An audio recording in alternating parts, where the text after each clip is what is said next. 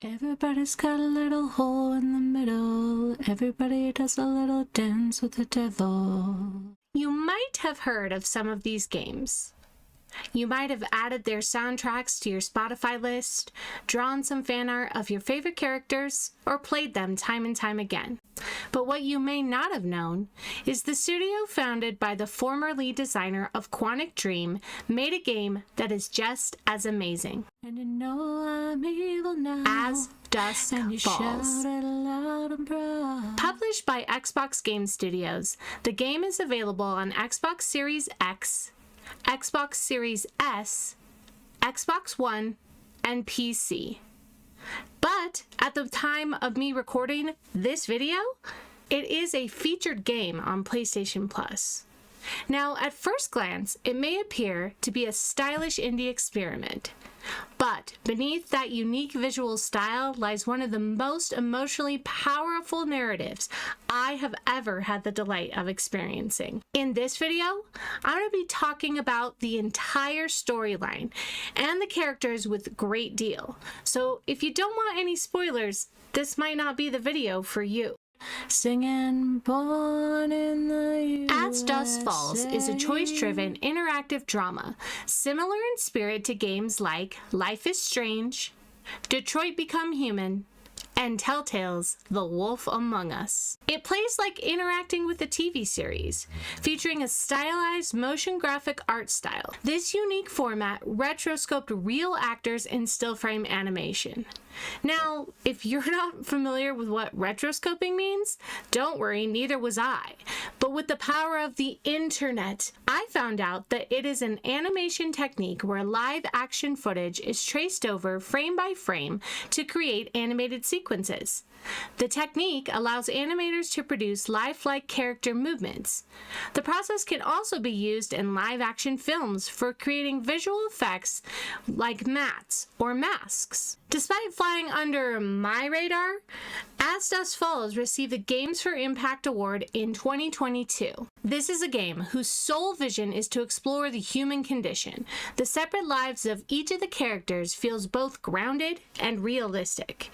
And the choices, well, let's just say sometimes they'll challenge your morality. Does a little dance with the devil. The studio built a branching story map of thousands of choices, and as I played through it to get all the achievements, I found myself delightfully surprised by how even one or two sentences would be added to the dialogue that I had already experienced 2 to 3 times. Now, the story begins with two families whose lives collide during a tense hostage situation at a roadside motel called the Desert Dream. Enter the Walkers, who are introduced as a family taking a really long road trip and really feeling the stress of the journey. Let's talk about the Walkers. Vince is my favorite character in the game. So much so that when I made a choice the way I thought Jay would, he died. And I contemplated forgetting that I had ever experienced that and just running from the save that I started to get the achievement Invincible. Vince is my favorite because he's an everyday man. He's smart, witty, and kind. Unfortunately, there are a lot of, unfortunate things that have happened to him recently. You see, his lovely wife, Michelle, is cheating on him. Like the game doesn't even do much to hide that fact from us, to the point where the other party involved is blowing up her phone, trying to set up one last booty call before she leaves the state for good. Now, Michelle didn't really do anything that stuck out to me, and I should just say that I've had my own experiences with infidelity within a marriage, so once I knew her dirty little secret, I was kind of pissed at her for the rest of the game. I could understand why Zoe was upset, and what I considered to be my canonical ending. Her mom is getting remarried and Zoe can't even be bothered to show up at the engagement party? Do I blame her? No. Now, also in tow in this road party is another fascinating character, Zeus! No, I'm just kidding. It's Jim. this guy's got a pile of skeletons in his closet. Like, where do I even begin with this?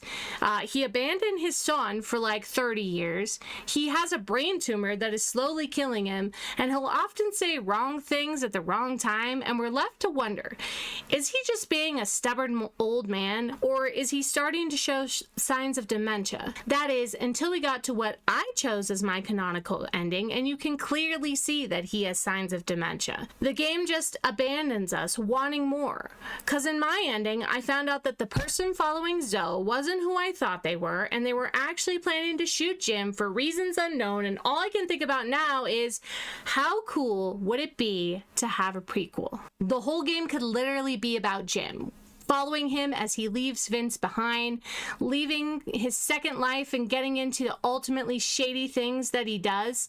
Like, what if Jay is his son? Can you imagine? Now, sadly, I don't have that game, and I don't know if I will ever get it. It's like The Wolf Among Us 2, or Kingdom Hearts 4. I'm just left chasing unicorns in hopes that I might catch one. Now, as I said in the beginning of the game, we follow the walkers as they're making their way downtown, driving fast and they're homebound. I can already hear you saying, "Noisy face, you didn't even talk about Zoe. She's so cool and little and stuff."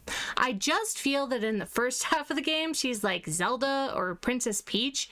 She's just waiting for someone to capture her and use her as leverage against the other characters. Plus, we know that she's gonna make it out alive, at least into the second chapter of this thing, because she's the main narrator. Anyway, back to the walkers. They come to the Desert Dream Motel, and it's here that more people get involved in the chain of events that was already set in motion by the Holts. Sooner or later, God'll cut you down. You have Jay, who's basically Michael Cera in like every movie that he's ever been in. No, I'm not. Tyler, who's seen some shit growing up and really used that as motivation to be tough. And Dale, who's already been arrested once for punching someone in the face and is really just itching to cause some chaos. One of the most memorable moments in the game for me was when he called that girl he was hoping to ask on a date during the standoff with the cops. And I just was wondering if, you'd want to go there with me sometime. I mean, that's gold, man. So this daring trio is off to steal some money, steal money from a local cop. Jay is just there because he's good at climbing things, and the other two didn't really want to bring him along. Like brothers, am I right? So, like I said, the person they decide to rob is the local sheriff. Dale feels this guy has a personal vendetta against him. Like, if you weren't out there committing crimes, he probably wouldn't even care what you were doing in your free time, my dude. But no matter how good or bad you are at QTEs here in this section, the Holt boys will end up at the Desert Dream with Vince and his family. There's a lot that goes down here. Like, a lot. And it's one of the first times that we get to experience the gravity of our choices. Characters can die, left and right. And this girl from Resident Alien, like, yells at people. Paul serves as comedic relief and secures his spot as my second favorite character in the game. And a series of events unfolds that had me on the edge of my seat. I won't go into too much depth here about what happened for me, what could have happened for me, and all of the choices that I didn't even get to while hunting for trophies, because playing this game is something that you should really do. What I will talk about is one of the major twists that really sunk its teeth in. Why Tyler hates Jay. Our father loved you more than me. So it turns out that Jay is related, but not as closely as we've been led to believe up until the turning point. When the heat is on, Sharon and Tyler begin talking about leaving him behind. Oh, like after a car accident where they leave him to die? Tyler just drops this bombshell that Jay isn't even his brother. He's their cousin. Jay's mother was Sharon's sister, and well, no one really knows who the dad is, or at least they're not saying. But when the man who raised you his whole life drags you out of bed in the middle of the night and asks you to come help him bury a mostly dead body, like, are you missing out? And this isn't the only thing that made the game impactful to me. Why would I recommend it over some of the other narrative games that I played? There are a lot of reasons, actually, but the one that I keep coming back to is the weight of your choices. Every decision, big or small, can alter a story, like a Miss QTE that results in an achievement taking hours to get because the guides don't mention it's pivotal, so you and your fiance have to go to a party and take Molly and not punch a dude in the face numerous times before you can even make it past a checkpoint. The choices lean into every human's ability to have a gray moral compass. So when there's decisions that I myself would make, I find myself acting in a way that I feel the character would. Those choices don't alter something every time, but when they do, it is enough to make you feel like the time you've invested into the game is paying off. Getting all the achievements on Xbox really helped me to see how the branching paths encourage you to replay sections and explore different outcomes. This is a huge incentive to try out a game of this magnitude. Now in broadcast mode, which I didn't get a chance to try because I played on my own, supposedly you can have up to 8 people in a community and they can vote on choices. Now can you imagine if each person is in charge of a certain character making a choice? This could lead to things such as Vince dying in a car crash, Jay getting the death penalty, Michelle getting shot, Vanessa surviving a cliff jump but ultimately leaving Jay after 7 years, or Tyler breaking his leg. I mean, the list goes on and on. No, seriously. The list goes on. Like, I scrolled through this to jog my memory, and there were things I didn't even see or encounter, and I spent hours with this game. Everybody's got a little hole. As Dusk Falls has some of the most competently directed scenes I have ever experienced in a game. I felt like I was watching live theater and watching emotions form on characters' faces, even though the entire game is really just still frames run together. I enjoyed the ease with which I was able to go back and get most of the trophies, and that I didn't have to start a new save file unless I really wanted to.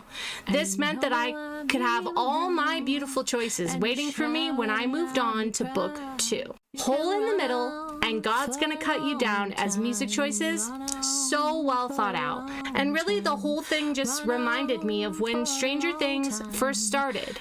There's nothing really new with the plot, the characters, or the story they're telling. It's the way that it's presented that sweeps us off our feet and leaves us wanting. So please, take the time to experience this game in one way or another. Play it with someone that you know. Play it with someone that you don't know. Play it by yourself when you can't decide on a new TV series and want to invest your time into something. Watch someone play it on a streaming service and let me know if you found it as groundbreaking, immersive, and delightful as I did.